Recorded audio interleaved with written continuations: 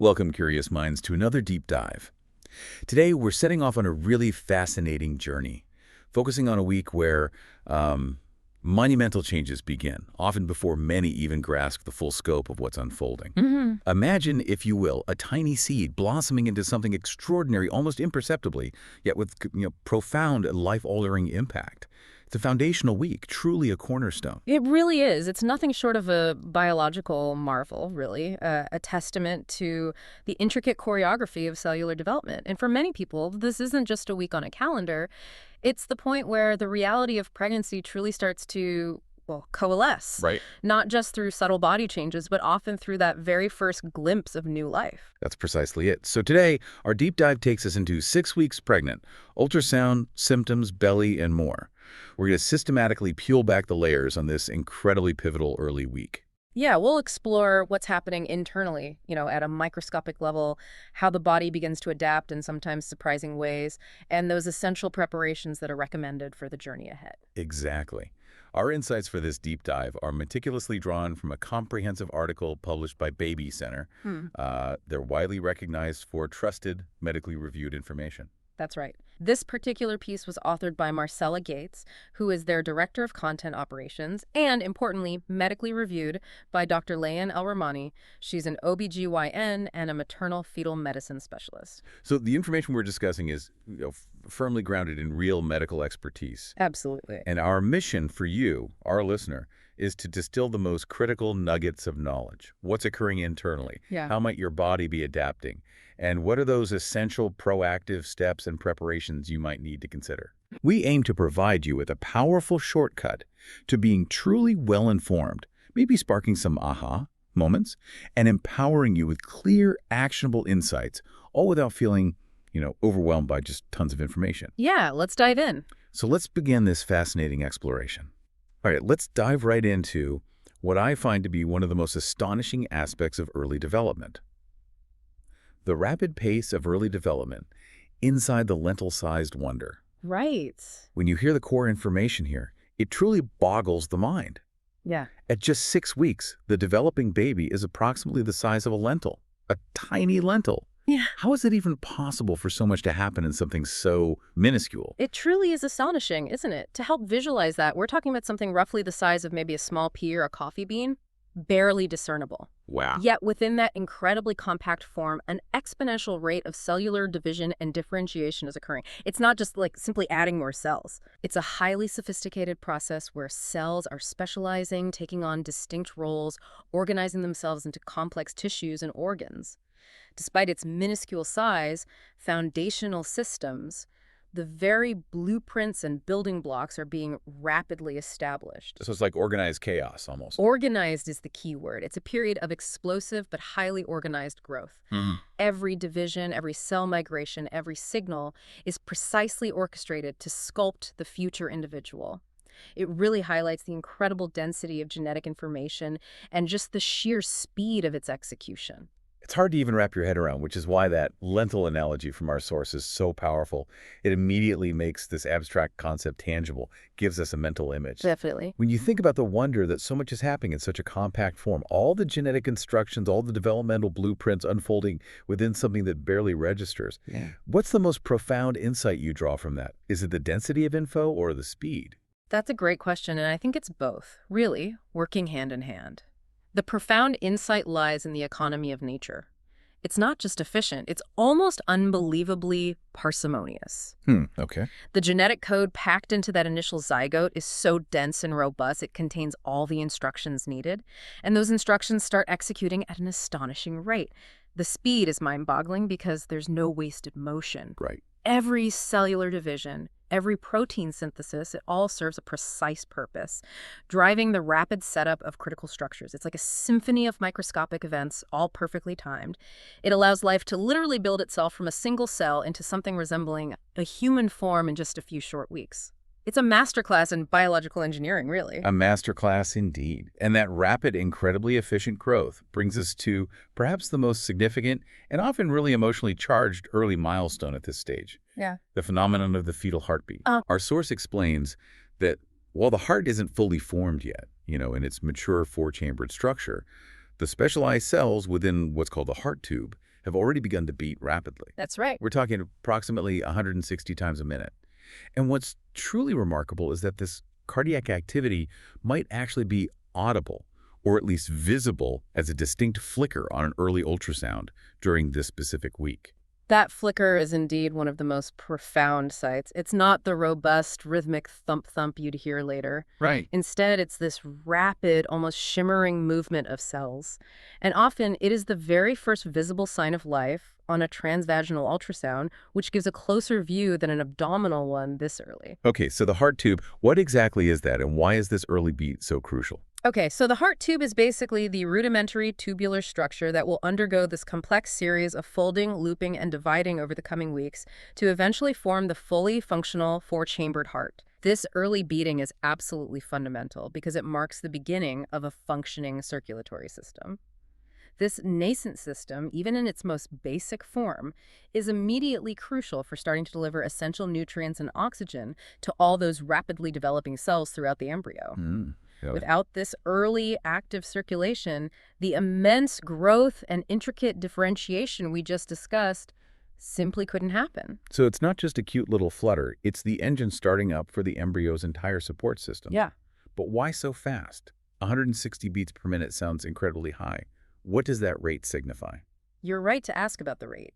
That 160 beats per minute isn't just a number. It's a direct reflection of the incredible metabolic activity and the immense energy demand needed for such rapid growth at this very early stage. Makes sense. Think about it. Cells are dividing, migrating, differentiating exponentially, building complex structures from scratch.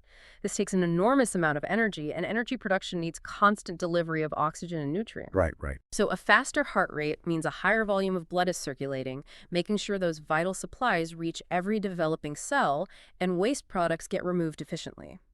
This early cardiac activity lays the essential groundwork for future organ function, the development of every other system. It's a testament to the body's innate drive for growth. And for anyone who has experienced that moment on the ultrasound, seeing that flicker, even before you can hear it, is just, well, everything. Oh, absolutely. It's often the very first tangible connection expecting parents feel to their baby, transforming the abstract idea into a very real, developing life. It's an overwhelmingly emotional milestone. Definitely. It's also worth noting, as our source highlights, that while you might see this flicker now, a healthcare provider typically uses a handheld Doppler to listen to the heartbeats starting a bit later, usually around 10 to 12 weeks. Correct. So seeing it now is possible, hearing it comes a bit later. But both are incredibly profound experiences that really solidify the reality of new life. Absolutely. And while that tiny heart is beginning its vital work, other incredible developments are also underway, meticulously sculpting the future futures. At 6 weeks, you'll find emerging features that are almost hard to believe given the size. Like what? Well, there are dark spots appearing where the eyes and nostrils are starting to form. You'll also see small depressions on the sides of the head marking the very beginnings of the ears. Wow. And even the tongue and vocal cords are starting their initial development inside the tiny mouth. The tongue and vocal cords already so early. That's really something. How do those even begin to form at such a microscopic scale? And the source also mentions the initial formation of limbs as tiny paddles. I love that imagery. Me too. It really helps you picture this early, almost abstract form. Not quite little arms and legs yet, but these paddle-like buds hinting at what's to come. It's a remarkable feat of precision. The development of things like the tongue and vocal cords at this stage really shows the intricate process of embryogenesis, where specific cell groups, guided by genes, undergo divisions, migrations, differentiations. Right. They're essentially programmed to become these specific tissues, and the tiny paddles are indeed those early limb buds, undifferentiated masses of cells that will, over the next few weeks, lengthen, flatten, and then start forming the distinct segments of arms and legs with fingers and toes eventually emerging.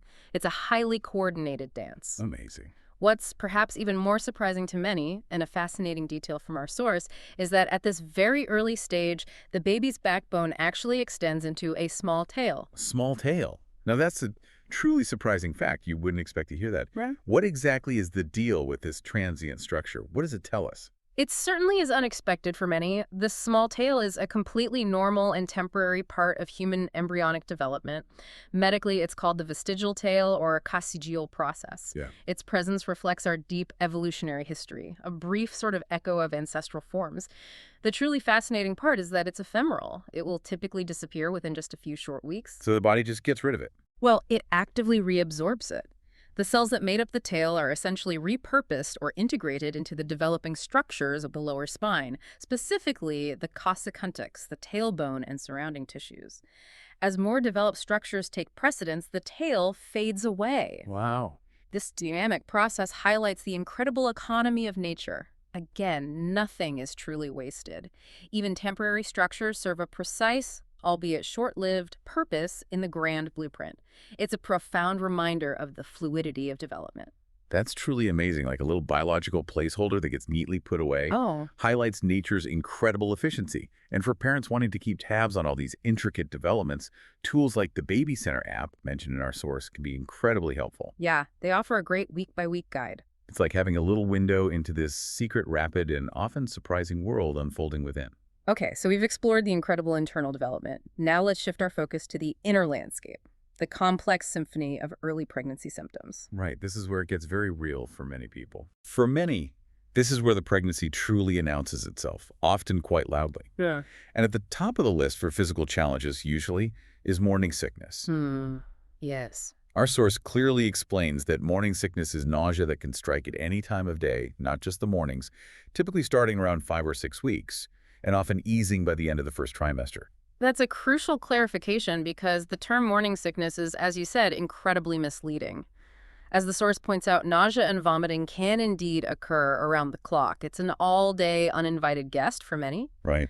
The primary culprits are those rapidly rising pregnancy hormones, specifically human chorionic gonadotropin, or HCG, and estrogen. These hormonal surges have profound effects throughout the body, including significantly impacting the digestive system. So.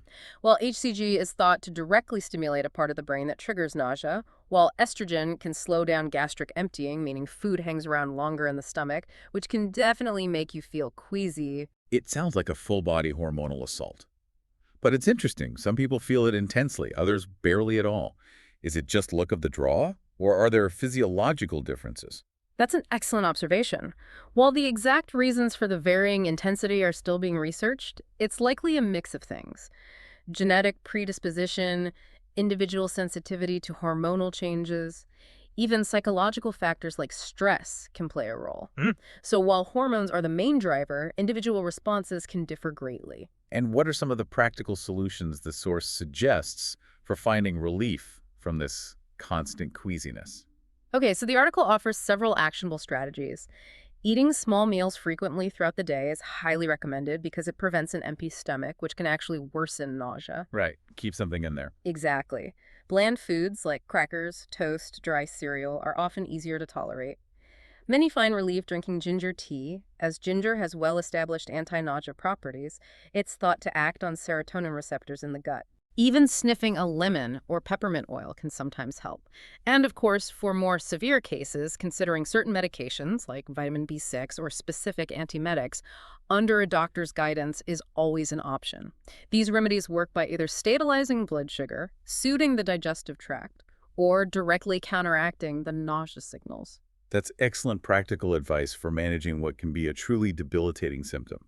And speaking of bodily fluids, let's transition to another common and sometimes equally frustrating physical change, the frequent urge to pee. Ah, yes, the other hallmark. The source highlights this as one of the most common early signs, explaining it's due to a significant increase in blood flow, leading to the kidneys processing extra fluids, with pregnancy hormones also playing a role. Yes, this is a very noticeable shift that begins quite early.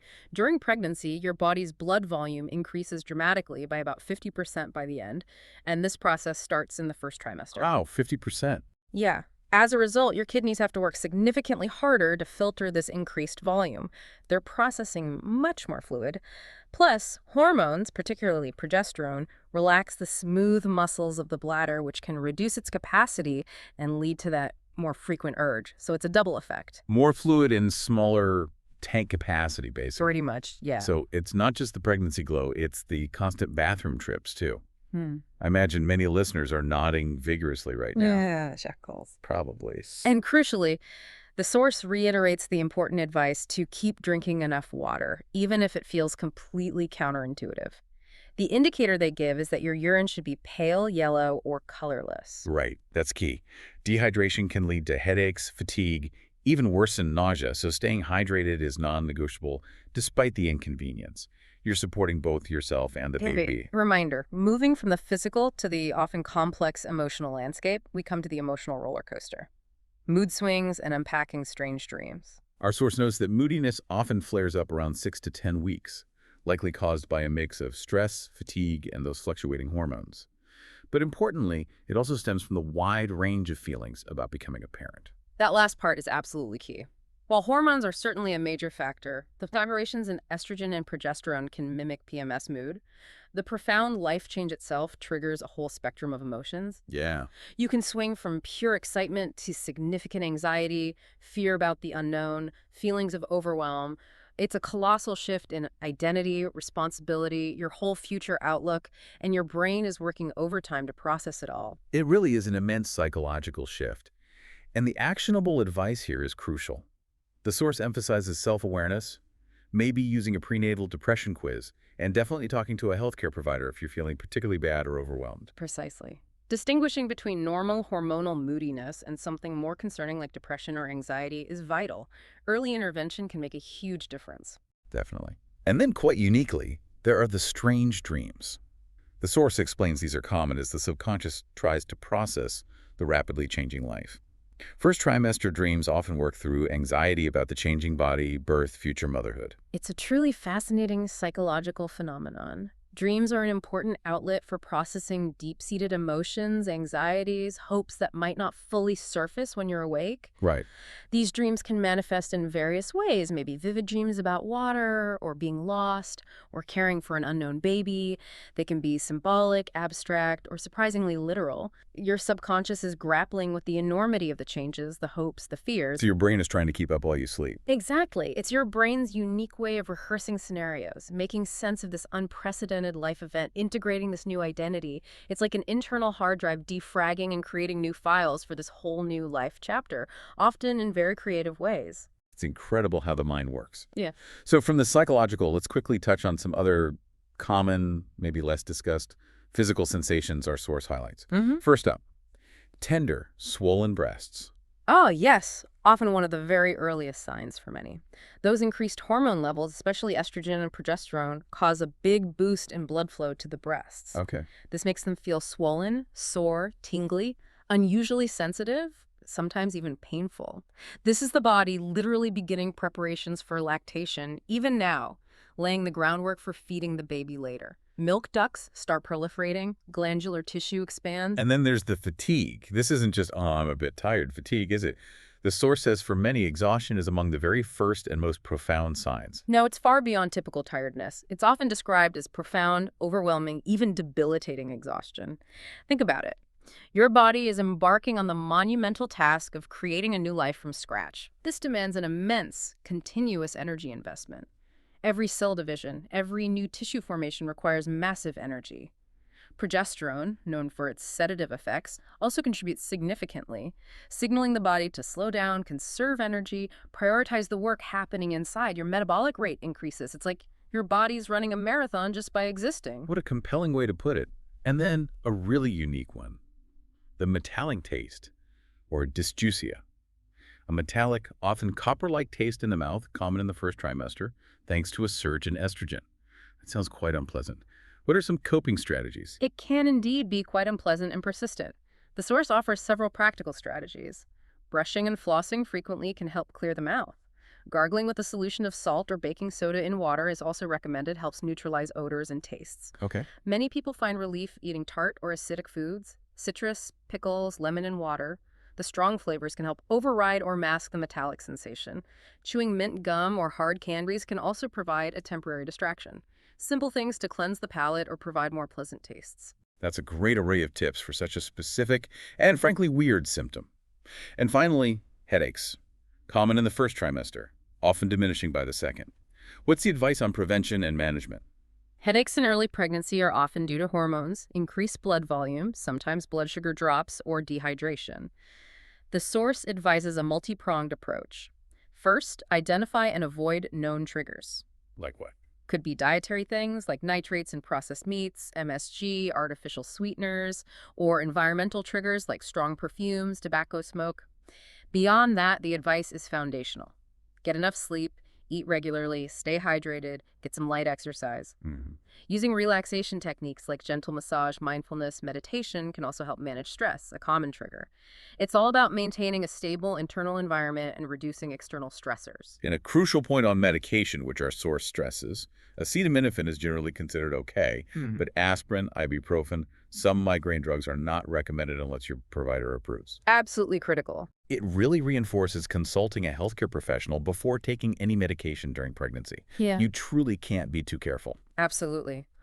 Always consult your healthcare provider before taking anything over-the-counter, prescription, even herbal remedies. Their guidance is essential for both your well-being and the baby's safety. What's safe normally might not be during pregnancy. So true. Okay, we've explored the hidden wonders of early development and navigated a symphony of symptoms. Now, let's pivot to being proactive. Week 6 is an excellent time to start on practical steps. Our third section, Proactive Steps and Practicalities, your Week 6 pregnancy checklist. Good stuff. And leading that list is laying the foundation, preparing for your first prenatal visit. The source calls it potentially momentous. It truly is. This first visit is the official start of comprehensive prenatal care for many. It's much more than a routine checkup. It's foundational. You'll delve into your complete health history, personal, family medical history, any chronic conditions, previous pregnancies. You'll discuss lifestyle habits, diet, exercise, medications, supplements. This is where you start building that trusting relationship with your provider, whether it's an OBGYN, family doctor, or midwife. And you might get that first ultrasound. Yes, as the source mentions, this visit may include an ultrasound where you could actually see that tiny heart beating. Incredibly powerful and emotional for many. And remember, you can always switch caregivers later if it's not the right fit. But getting started with consistent care is crucial. It's your chance to ask all those burning questions. That's a really important point about flexibility and asking questions. Now, from medical appointments to daily life, let's talk safety, what you eat and where you work. Our source advises skipping some foods completely, taking precautions with others. What's the deeper reason? The deep rationale is mainly about preventing serious bacterial infections or avoiding substances harmful to fetal development. For instance, listeria, found in unpasteurized dairy, certain soft cheeses, or improperly handled deli meats can cause listeriosis. While rare, it can lead to miscarriage, premature birth, or severe illness in the newborn. Okay, that makes sense. Similarly, toxoplasma, a parasite in undercooked meats or cat feces, causes toxoplasmosis, leading to severe developmental issues. The source mentions deli egg salad as an example of a category risky due to potential cross-contamination or temperature issues. Right. For many other foods, simple precautions like thorough cooking or proper washing of produce make them safe. It's about being informed and vigilant about potential pathogens or toxins. That deeper understanding of why is so helpful. And extending that safety mindset to work, the source highlights risks with exposure to chemicals, heavy metals, biological agents, radiation. What's the immediate advice? The immediate crucial advice is to inform your boss or HR about the pregnancy as soon as you're comfortable and discuss potential risks. This is a shared responsibility. You need to disclose so the employer can take proactive steps. Maybe job modifications, temporary reassignments, or enhanced safety protocols like better PPE or ventilation. The goal is a safe occupational environment for both you and the developing baby. Proactivity is key because prolonged exposure to certain allergens can have serious consequences, and many risks are preventable. Absolutely. Ensuring a safe environment is paramount. Now let's shift to mind and body wellness, stress reduction, and informed decisions. The source states high levels of chronic stress are detrimental. How can Our source suggests surrounding yourself with positive people, a strong support network. Taking regular breaks, practicing deep breathing exercises calms the nervous system. Blowing off steam through healthy activities like moderate exercise, even a brisk walk listening to music or journaling helps process emotions and release tension. It's about creating moments of calm amidst a potentially anxious time. Those are tangible strategies. And as part of being informed, the source encourages learning about prenatal testing options. Screening tests using blood and ultrasound assess chances of Down syndrome or other chromosomal differences. Non-invasive, no risk. Yes, and this distinction between screening and diagnostic tests is very important. Screening tests, like the first trimester screen or NIPT, give a risk assessment, not a diagnosis. They're for information and planning. The results help you decide whether to pursue diagnostic tests like CVS or amniocentesis. Those are more invasive, carry a small risk, but provide definitive answers. The key is these options empower parents to make informed choices based on personal values, circumstances, desired certainty. It's a tool for empowerment and preparation, whatever the outcome. It's all about providing information for the best decisions. And to wrap up this checklist section, let's talk big picture. Starting your pregnancy to-do list and understanding your belly. The source encourages starting that to-do list early. This is incredibly practical, can significantly alleviate future stress.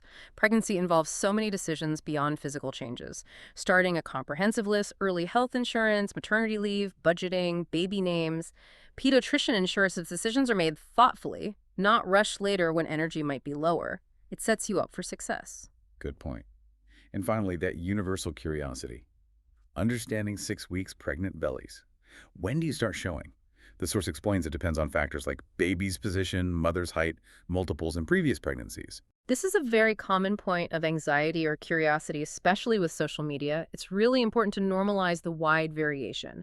For example, shorter women or those with short torsos tend to show earlier, less vertical space for the uterus to expand. Right. And women pregnant before often show sooner because their abdominal muscles are already stretched, less rigid. The key physiological point here is at 6 weeks, the uterus is still quite small, maybe pear-sized, mostly in the pelvis behind the pubic bone. So any belly now isn't really the baby. Almost entirely due to common first trimester symptoms like bloating, gas, water retention, or even changes in posture, not the actual size of the uterus or baby. So whether you're showing a little, a lot, or not at all, it's not an indicator of pregnancy health at this early stage. It's just your body reacting uniquely. That's a great point. To end on normalizing the wide range of experiences and providing the why to ease worries. Everybody is different. Every pregnancy unfolds uniquely. Well, we've just completed an incredible deep dive into week 6 of pregnancy. What an intense, foundational, and truly astonishing period it is. Absolutely. We've journeyed from the unseen yet powerful development of that lentil-sized baby, marveling at the emergence of its tiny, flickering heartbeat, 160 beats per minute, setting the stage for everything. We've navigated the complex symphony of symptoms. Morning sickness anytime.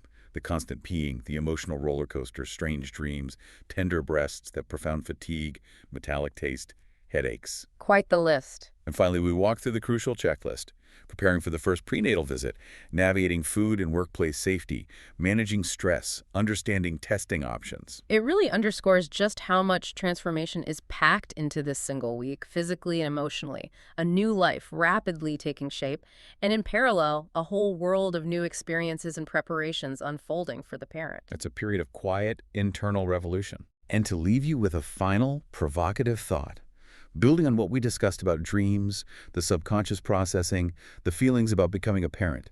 Consider this: how does this earliest phase, often still a quiet secret, begin to fundamentally reshape not just a body, but an entire identity and future? It initiates profound psychological and emotional shifts, just as significant, maybe more so, than the physical ones. Think about that hidden internal landscape of transformation, the quiet becoming of a new self, unfolding right alongside the biological marvel. It's truly a journey of becoming, in every sense of the word, for the baby and for the parent. Indeed. We encourage you to continue your own deep dives into knowledge, whether it's reflecting on the surprising facts learned today or exploring other aspects of health and life that pique your curiosity. Understanding these intricate processes is an empowering journey. Absolutely. We're so glad you joined us on this one. Until next time, keep digging deeper.